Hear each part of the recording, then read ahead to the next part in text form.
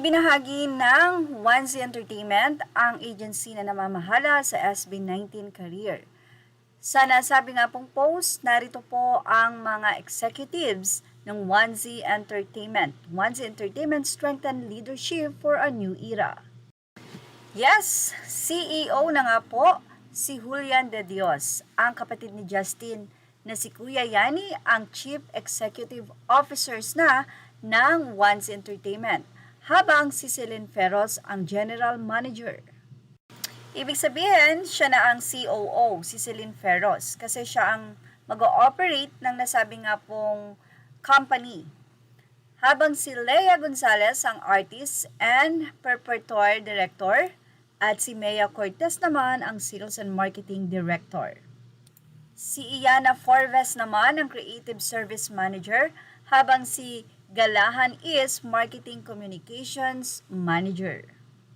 Well, mukhang magpo-focus na nga ang SB19 sa kanilang career ngayon dahil talagang napakarami nilang invitations at hindi lang yan, miya na nandyan ang kaliwat kanan ng mga endorsement, of course, concerts, kaya naman mukhang talagang ibinigay na nila ang lahat ng pagmamanage kay Yani at sa mga magiging katuwang nito. Sabi nila ng mga 18, congratulations Julian De Dios on the well-deserved promotion. Ang isa ay sinabing congrats Yani, CEO na. Wow, CEO na si Yani De Dios. Wow, congrats Julian De Dios. Deserve na deserve. Isang bagay ito na makakagaang sa former CEO na si Leader Pablo. Samantala, narito ang naging say ng mga fans. Next, president ng brother naming darling of the crowd, congrats. So, ibig sabihin ay president si Pablo.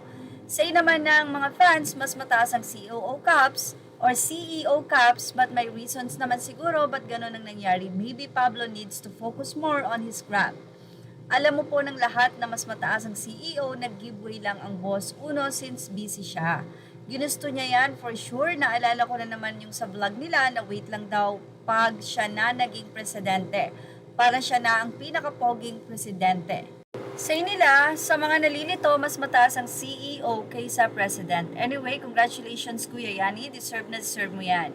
Hindi po ang president head ng board of directors. Sila ang decision making and policy making. Ang CEO ang head ng executive. Siya ang nagpapa-execute o nagpapatupad ng policies at directives galing sa BOD. Well, depende yan sa structure, but the typical corporate structure in the Philippines is below. Sa SEC, mas mataas ang president since sa governance yon. The corporation law does not care on the C-levels. Ang corp law is very specific on the president. Treasurer and corporate secretary, which may or may not be the same individuals ng internal officers. Sa internal structure, pumapasok ang mga C-levels which the corporation law does not care at all. Patuloy na paliwanag ng isang fan, in this case, si Pablo ang recognized president under the corporation law. So, siya ang highest sa organization. Si Yani ang highest sa internal organization. The president also acts as the chairman of the board, which under corporate structure is the head of the board of directors, which I assume nandun yung apat. The CEO reports to the board. Think of it this way, the corporate leadership and the executive leadership. The CL is composed of the president and other board officers, and the executive leadership composed of the C-level executives headed by the CEO.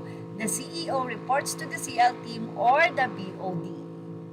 Well, narito naman ang positive feedback ng mga fans. Uy, bahala kayo basta ang alam ko SB19 ang may-ari ng Onesie. Anyway, wala sa kung sino man ang mas mataas as long as lahat sila, of course, pati ang 18 ay nagkakaisa, mas magiging matatag ang Onesie at ang buong team, especially SB19. Ganun ba? Alam ko mas mataas ang CEO, hahaha, mali pala. Anyway, thank you sa pag-correct. Actually, mas mataas ang CEO sa president, but unless chairman and president si Pablo, siya na ang pinakamataas sa lahat. Well, mas maraming gawain ang CEO o yung mga executive, habang siguro ang chairman or president, magre-review na lang sa mga gagawing desisyon ng company. Siyempre, siya ang may final say. Kung correct ako, ilagay ang comment section. ilagay sa comment section ang inyong opinion. Images are all credit to the rightful owners. Please like, share, and subscribe.